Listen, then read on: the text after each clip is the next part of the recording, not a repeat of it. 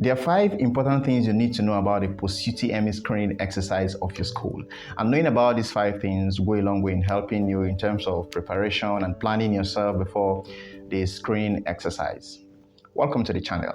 And if you're new here, my name is Namdi. I'm a first-class graduate of chemical engineering from the University of Uyo.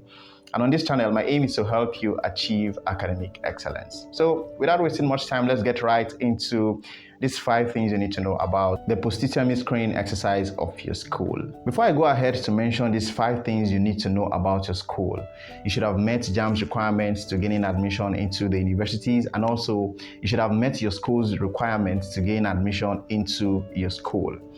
Now, as at the time of recording this video, JAMB has not officially released the cutoff mark for universities this year, but then that is not a problem. We can work with the data for the previous year by knowing what the cutoff mark was last year. And I think it was 140 last year. So it is not going to be far away from 140. It's just going to be about 140. Now, having known what it was last year for JAMB, and then you're sure that your score is about that range, is about 140, for example. Now, having known that, now you need to go further to check if you have met the requirements for your school. And also for your school, you can't tell what it is likely to be this year, but then you can just work with the data for the past year. Now, I understand you may not be living in the same area where your school is located, but then there are ways you can go about finding what it was last year.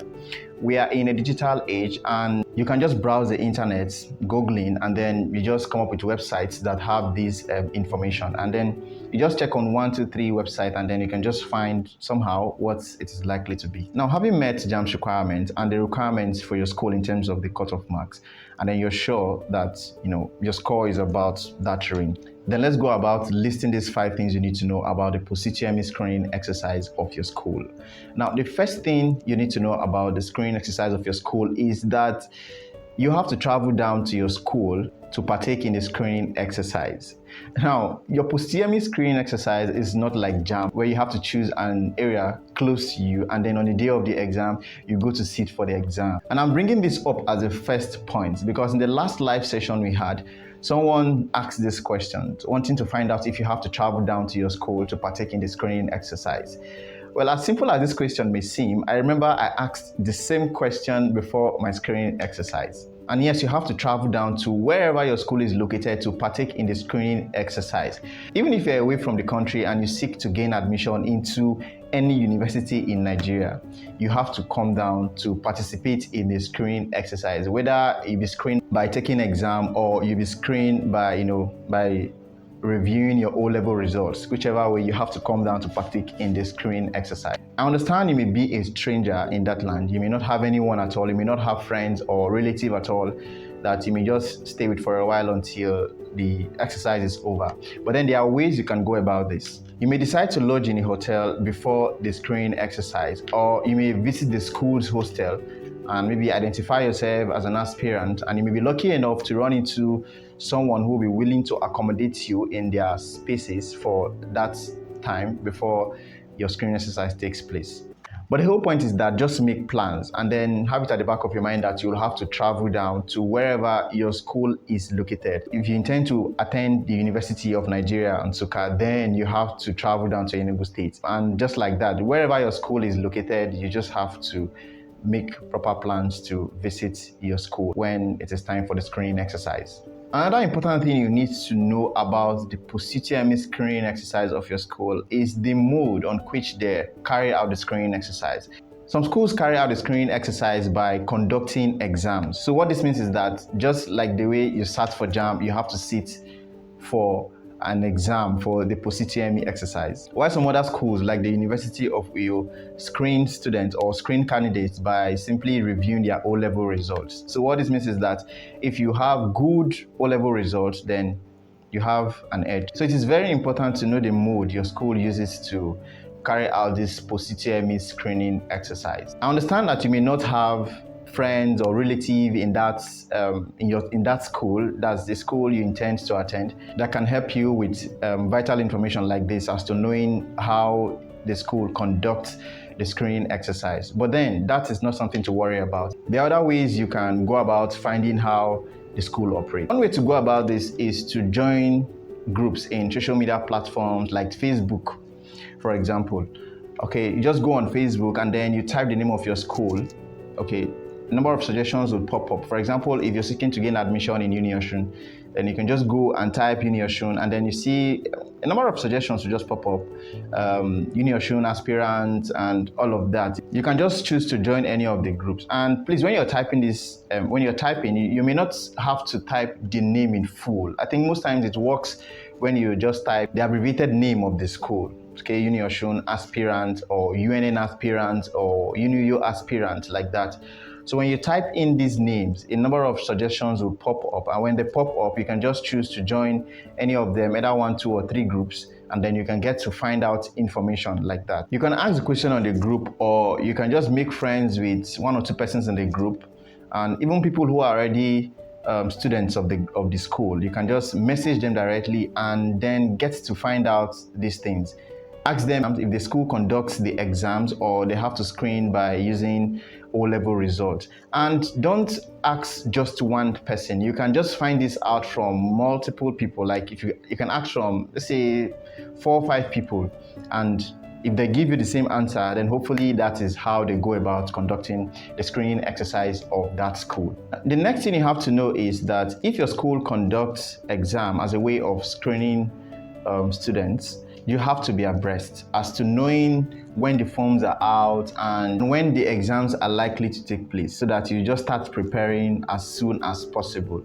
And you can achieve this by being an active member of the group, because on these groups, information circulates, and even if they don't circulate, you can send private messages to other members of the group, asking them when the exams are likely to take place and when the forms are out, trying to find out things about the screening exercise. You have to be at alert as to knowing when the forms are out and when the exams are likely to take place, because believe me, no matter how good your scores are, if you miss out on vital information regarding when this exercise is to take place, you will definitely lose out on gaining admission into the university this year.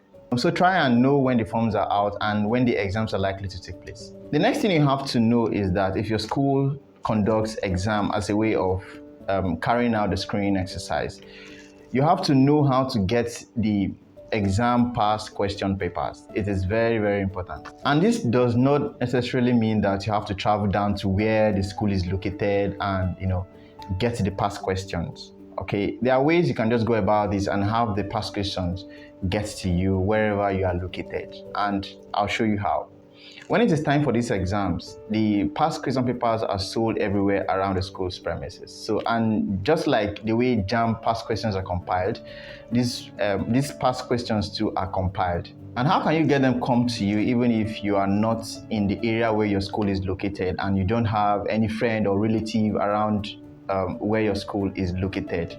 Now, this is where joining the groups I mentioned earlier comes to play. You can get in touch with anybody at all in the group you have built some level of trust with, pay them, and then have them get the past questions we build down to wherever you are. This was the same thing I did. I had not visited my school before and I've not been to that area before, but when it was time for the screening exercise, I had to message somebody in the group I had built some level of trust with. I paid the person, and good enough, the person was able and willing to waybill the past question papers to me. Or it will be fine if you have anybody at all, let's say a friend or a relative who schools there or stay in the same area. You can just talk to them to waybill the past question papers across to where you stay, and then start the preparation process as soon as possible. Another thing you should know is that the screening exercise is just a way of cutting down on the number of students that want to gain admission into your school and into your department. The thing is, every school has a capacity of a number of students they can accommodate for each session. And no school will be willing to accommodate a number of students beyond their capacity, because they have to take care of these students, okay? In terms of the lecture room, practicals and all of that, there's a class size they have to work with. So if they go beyond this limit, there will be a problem and there will be so much disorganization. So to cut down on this number of students, and get a number of students they can cater for, they have to set a cutoff mark after JAMB has set the cutoff mark for all universities. And to further cut down on the number of students that want to gain admission into a department in the school, Each department has to set a standard, and this can be achieved through the POST-UTME screening exercise. So what this means is that only the top performers will gain admission into that university and into a department in that university after the aggregate must have been calculated using the JAMB score and also the POST-UTME score or whatever. It could be top 50, top 100, top 150, depending on the capacity of each department in that school. So in order to make it to this number of students your department in your school can cater for, you need to have a high JAMB score and also a high POST-UTME score, that if exam is being conducted, or you need to have good grades in your O-level results, depending on the mode of operation of the screening exercise in that school. So at the end, when the aggregate is being calculated, you should have a chance of getting the admission into that university to study that course you want to study. So these are 5 things you should be aware of so as to know how the process runs. And as always, I wish you the best. And so with this, we've come to the end of today's video, and please do not forget to hit the like button, subscribe to the channel, and I'll see you in the next video.